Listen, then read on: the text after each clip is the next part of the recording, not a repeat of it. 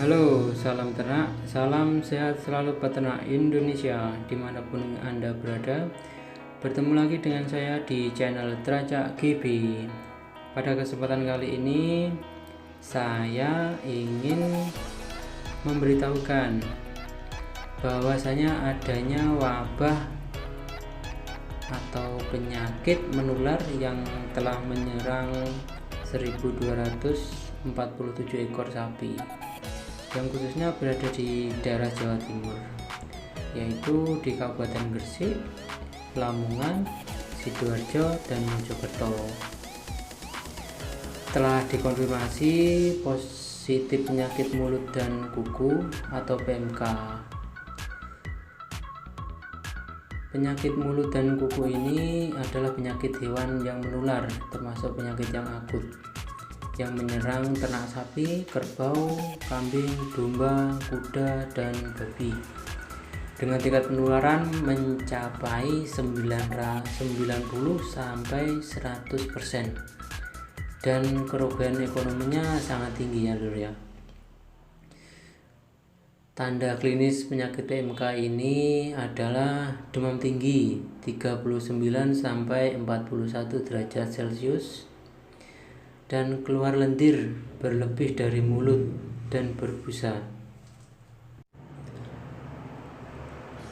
dan luka-luka seperti sariawan pada rongga mulut dan lidah, tidak mau makan, kaki pincang, luka pada kaki dan diakhiri lepasnya kuku, jadi kukunya itu mengelupas sendiri, sulit berdiri, gemetar, napas cepat seperti ngos-ngosan gitu, produksi susu turun drastis dan menjadi kurus. Jadi otomatis kalau dia sakit dia akan drop, jarang mau makan itu lor.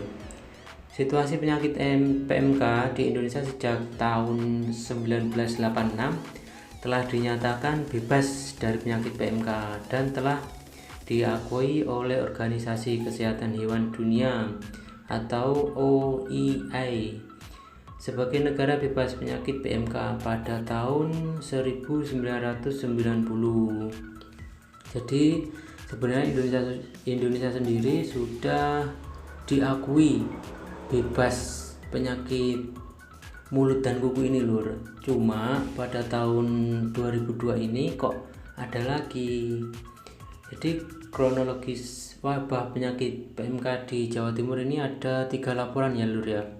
Kasus pertama dilaporkan di Kabupaten Gresik pada tanggal 28 April 2020. Sebanyak kurang lebihnya 402 ekor sapi potong yang tersebar di 5 kecamatan dan 22 desa.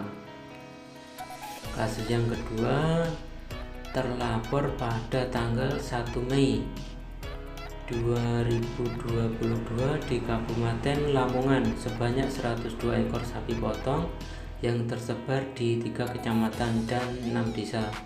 Selanjutnya di Kabupaten Sidoarjo sebanyak 595 ekor sapi potong, sapi perah dan kerbau yang tersebar di 11 kecamatan dan 14 desa.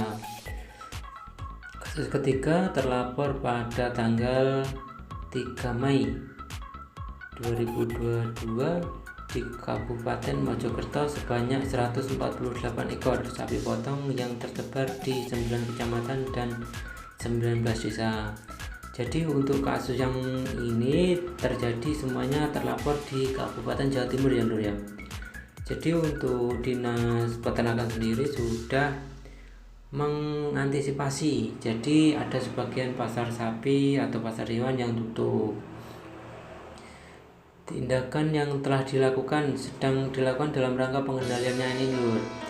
Penyakit PMK adalah melakukan koordinasi dengan Balai Veteriner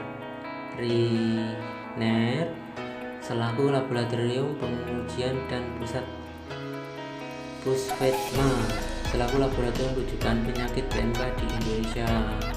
Jadi sudah ada tindak lanjut dari Dinas Kesehatan ya lur ya, Dinas Peternakan.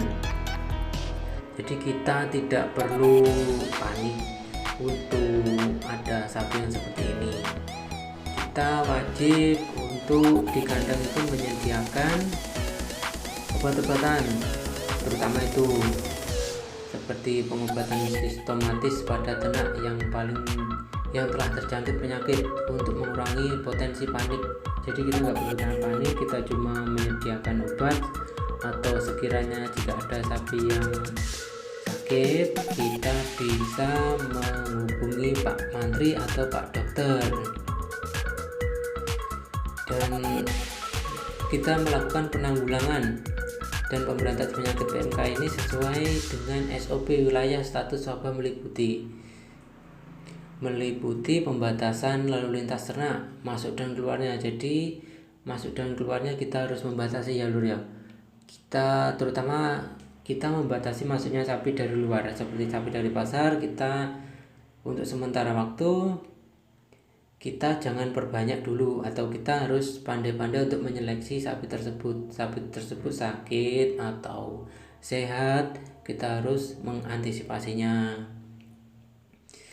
Menutup sementara pasar hewan ini sudah dilakukan oleh Dinas Peternakan untuk sebagian ya, bukan semuanya. Untuk sebagian di daerah Jawa Timur yang di area itu adalah area yang wabahnya banyak penemuannya. Untuk tahun ini para peternak atau penghobi sapi mungkin kita menghadapi ujian ya guys ya. Ujiannya ya seperti ini, kita mendekati hari raya Idul Kurban, terjadi wabah, terjadi penyakit, kita itu harus selalu sabar untuk ini.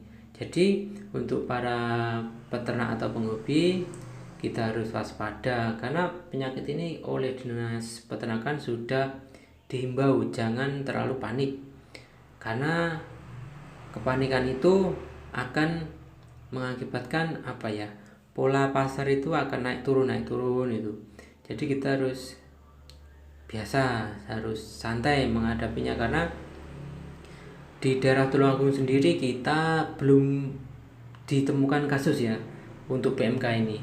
Untuk kasusnya ini masih ditemukan di arah utara, sedangkan kita sendiri berada di Tulungagung yang bagian paling selatan. Dan mudah-mudahan untuk hari raya Idul Kurban nanti semua sapi untuk daerah Tulungagung bisa sehat semua, untuk harganya pun bisa normal tanpa adanya goyangan dari virus ini atau berita buruk mengenai virus ini yang berada di luar Tulungagung. Untuk pesan saya, selalu semangat peternak Indonesia, terutama peternak Tulungagung, semangat terus, jangan sampai kita menyerah pada virus ini, dan terus semangat para peternak Indonesia, para peternak Tulungagung, penghobi sapi gemuk. Terima kasih dan sampai jumpa lagi lur.